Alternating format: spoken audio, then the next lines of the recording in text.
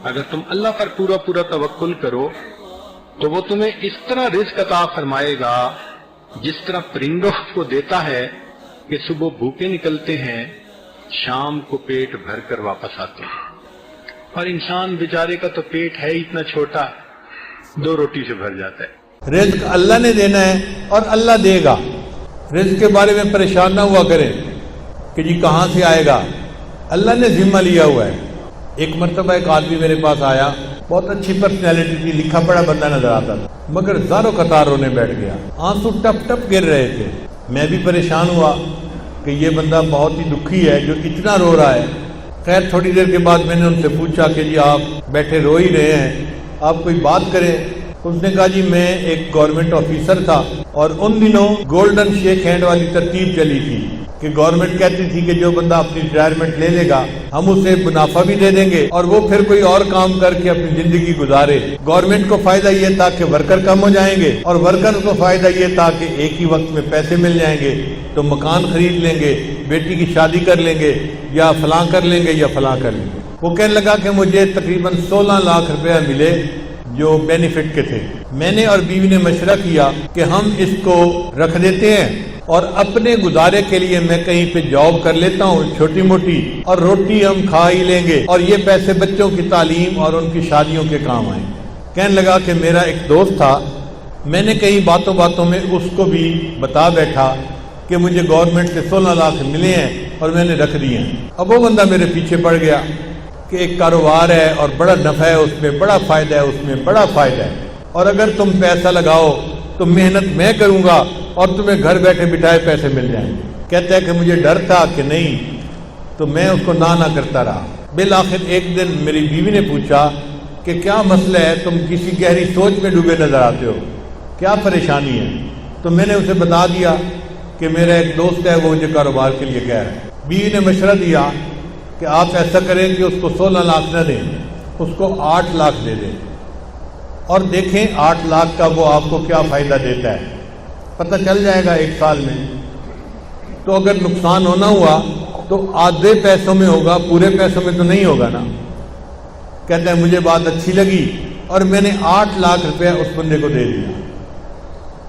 اس بندے نے کہا تھا جی آپ کو ہر مہینے 25-30 ہزار مل جایا کرے گا۔ اب ہر مہینے کی پہلی تاریخ کو وہ ہمارے گھر آ کے کیش یا چیک کو دے دیتا۔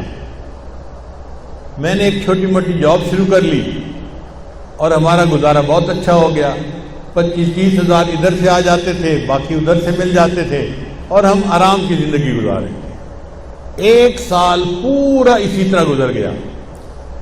تو میری بیوی نے کہا کہ یہ تو بڑا اچھا کاروبار ہے کہ جس میں اتنے پیسے دینے سے ہمیں ہر مہینے اتنے پیسے مل جاتے ہیں۔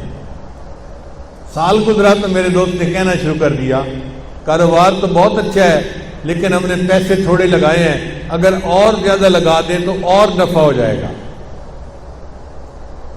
میں نے بیوی کو بتایا، اس نے کہا ہم نے 1 سال آزمایا ہے، دیکھا ہے شریف آدمی ہے، اچھا آدمی ہے، وعدہ پورا کرتا ہے، تو آپ اس کو باقی بھی پیسے دے دیں۔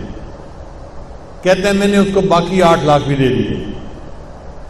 اب باقی 8 لاکھ دینے کی دیر تھی، اس نے تو نگاہیں بدل لی، فون میں بات کرنی چھوڑ دی، میں مصروف ہوں ابھی کال نہیں لے سکتا، میں بعد میں کال کروں گا، میں یہ کروں گا، میں وہ کروں گا، اور جو ہر مہینے پیسے دیتا تھا وہ بھی اس نے ڈیلے کرنا شروع کر دیے۔ پہلی تاریخ کے پیسے 10 تاریخ کو دیے، پھر دوسرے مہینے اس نے 20 تاریخ کو پیسے دیے، اور تیسرے مہینے مہینہ ختم ہو گیا اور پیسے دیے ہی نہیں۔ اب میں نے اسے فون کیا، بھئی آپ ہر مہینے پیسے دیتے تھے تو ہمیں گھر میں خرچے میں تنگی ہو رہی ہے، آپ پیسے نہیں دیے اس مہینے۔ اور جی میں نے آپ سے بات کرنی ہے، میں 2 بندوں کو لا کے آپ سے بات کروں گا۔ اب بات اس نے کیا کی، اس نے کہا جی کہ مجھے تو کاروبار میں نقصان ہو گیا ہے اور 16 لاکھ کے 16 لاکھ ختم ہو گئے ہیں، تو میرے پاس تو پیسہ ہی نہیں آپ کو دینے کے لیے۔ اور جو بندے لے کے آیا تھا وہ بھی اسی کے سائڈ کے تھے، اسی طرح کے، وہ بھی مجھے سمجھانے لگے اور کہنے لگے کاروبار میں لاس بھی ہو جاتا ہے، پروفٹ بھی ہو جاتا ہے، اب آپ نے اگر 1 سال پروفٹ کھایا ہے تو لاس ہو گیا تو لاس کو بھی برداشت کر لو۔ کہنے لگا میں بڑا پریشان کہ میرے 16 لاکھ روپے ختم ہو گئے۔ کہتے ہیں اس سے میں مقدمہ تو کر نہیں سکتا تھا، نہ میں لڑ سکتا تھا، وہ لڑائی میں مقدمے میں مجھ سے زیادہ تیز تھا، لیکن مجھے گلٹ تھا اندر ایک میرے صدمہ تھا کہ یہ میرے بچوں کے لیے پیسے تھے، میں اس کو محفوظ رکھتا تو بچوں کی پڑھائی میں کام آتے، بچوں کی شادیوں میں کام آتے، میں نے بچوں کے پیسوں کو ضائع کر دیا، لہذا میں نے خود یہ غلطی کی۔ کہنے لگا کہ اب میرے اندر اتنا گلٹ ہے کہ بس ہر وقت آنسو بہتے رہتے ہیں اور مجھے سمجھ نہیں آتی کہ میں کیا کروں۔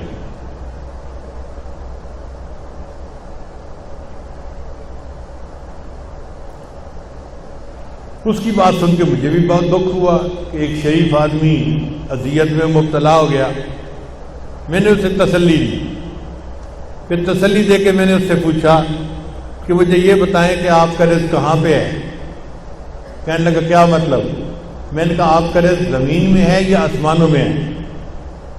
کہتے جی آپ بتا دیں۔ میں نے کہا اللہ تعالیٰ فرماتے ہیں وَفِي السَّمَاءِ رِزْقُكُمْ، اور تمہارا رزق آسمانوں میں ہے۔ تو جب ہمارا رزق آسمانوں میں ہے تو ہمارا رزق کوئی ہتھیار نہیں سکتا، کوئی چوری نہیں کر سکتا۔ جو ہمیں پہنچنا ہے وہ اللہ پہنچا کے رہے گا۔ اگر کسی نے پہنچانے میں بددیانتی کی تو اللہ دوسرے ڈاکیے کے ذریعے سے پہنچا دیں گے، کسی اور طریقے سے پہنچا دیں گے۔ اللہ اس پر قادر ہے کہ اس کو پہنچائے۔ اس کو تھوڑا تسلی ہو گئی۔ میں نے کہا کہ دیکھیں آپ کا رزق تھا، اگر کسی نے آپ سے بددیانتی سے لے لیا آپ فکر مت کرو، اللہ آپ کو آپ کا رزق دوبارہ دے دیں گے، آپ پریشان نہ ہو۔ اب اس کا جو رونا تھا وہ بند ہو گیا، ذرا تسلی ہو گئی۔ میں نے اسے بیٹھ کے کلمات بھی پڑھا دیے اور اس کو کہا کہ بس اپنے دل سے معاف کر دو اور یہ عہد کرو کہ یا اللہ اس نے میرے ساتھ بددیانتی کی، میں زندگی بھر کبھی کسی کے ساتھ بددیانتی نہیں کروں گا۔ اس نے یہ بھی وعدہ کر لیا۔ پھر میں نے کہا اچھا یہ بھی میرا وعدہ کرو کہ جب اللہ آپ کو آپ کی ضرورت سے زیادہ پیسہ دیں گے تو آپ زکوٰۃ پابندی سے ادا کریں گے۔ اس نے یہ بھی وعدہ کر لیا۔ لو جی میں نے دعائیں دے کے اس کو رخصت کیا۔ رخصت ہوتے ہوئے مجھ سے پوچھنے لگا حضرت اب میں کیا کروں؟ میں نے کہا کہ بھئی آپ کوئی ایسا کام شروع کریں جو پیسے کے بغیر ہوتا ہے، اللہ برکت دے دیں گے۔ تو ہنس پڑا، حضرت پیسے کے بغیر تو کام کوئی نہیں ہوتا۔ میں نے کہا سوچیں کوئی نہ کوئی کام ایسا نکل آئے گا، چاہے مزدوری کیوں نہ کرنی پڑے۔ لو جی وہ گیا اور اس نے گھر جا کے بیوی کو بتایا۔ اس کی بیوی کا غم بھی ختم ہو گیا کہ ہمیں ہمارا رزق اللہ دے دے گے۔ پھر بیوی نے اس کو مشورہ دیا، ہم دیہات میں رہتے ہیں اور یہاں جو کسان ہوتے ہیں نا یہ کھاد خریدتے ہیں شہر سے، اور ان پڑھ ہونے کی وجہ سے ان کو پتہ ہی نہیں چلتا کہ یہ کھاد کون سی ہے اور کون سی نہیں ہے۔ تو آپ اگر شہر کی کسی کمپنی سے کھاد کی بوریاں کریڈٹ پہ لے کر آئیں اور ان دیہاتیوں کو یہاں بیچ دیں پروفٹ رکھ کے، تو پھر پیسے آپ واپس کر دینا اور کچھ آپ کو نفع مل جائے گا۔ لو جی یہ بندہ کھاد کی کمپنی کے پاس گیا ملتان میں، ان سے بات کی کہ مجھے جی آپ 10 بوریاں دے دیں کریڈٹ پہ، میں آپ کو پیسے مہینے کے اندر واپس کر دوں گا۔ وہ کہے جی ہم تو آپ کو نہیں جانتے، ہم آپ کو کیسے دے دیں؟ یہ کہے جی میرے کاغذات دیکھو، میں اتنا آفیسر تھا گورنمنٹ کے اندر، یہ بھی مجھے جانتا ہے، یہ بھی جانتا ہے، یہ بھی جانتا ہے۔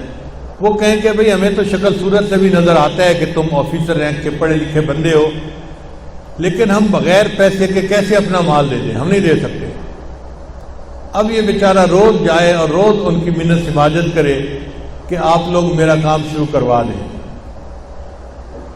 جو مینیجر تھا نا وہاں کا وہ ذرا رحم دل بندہ تھا، اس کو رحم آ گیا۔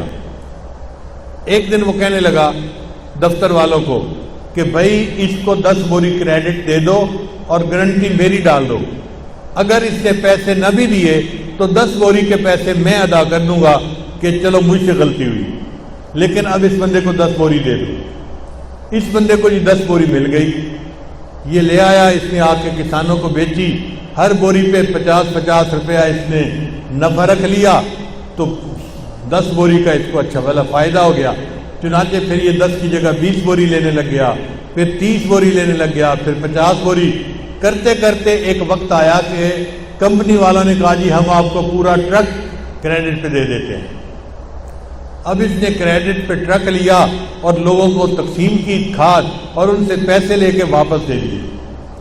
پھر ایک ٹرک سے 2 ٹرک اور 3 ٹرک اور ٹرکوں میں کام شروع ہو گیا۔ اللہ کی شان دیکھیں، کوئی 6-7 سال کا عرصہ گزرا ہوگا، یہ بندہ ایک دن میرے پاس واپس آیا، مجھے کہتے ہیں الحمدللہ حضرت آج میں 16 کروڑ کی پراپرٹی کا مالک ہوں۔ 16 لاکھ اس کے ضائع ہوئے تھے، اللہ پہ توکل کی، اللہ نے برکت رزق میں ایسی دی کہ 16 کروڑ کی پراپرٹی کا وہ مالک بن گیا۔ تو ہم کیوں اس معاملے میں شک میں پڑیں یا اپنے ذمے حرام لگائیں؟ دل میں تسلی رکھیں، اللہ نے جو ہمیں دیا ہے وہ اللہ نے ہمیں پہنچا کے رہنا ہے۔ جب اللہ نے پہنچا کے رہنا ہے تو ہم حرام کی طرف کیوں ہاتھ بڑھائیں؟ اس لیے جو چیز شک میں ڈالے اس کو چھوڑ کے اس طرف آ جاؤ جو چیز شک میں نہیں ڈالتی۔ اللہ تعالی ہمیں ایسے صاف پاک معاملات کرنے کی توفیق عطا فرمائے۔ لا الہ الا اللہ، لا الہ الا اللہ، لا الہ الا اللہ، لا الہ الا اللہ، لا الہ الا اللہ۔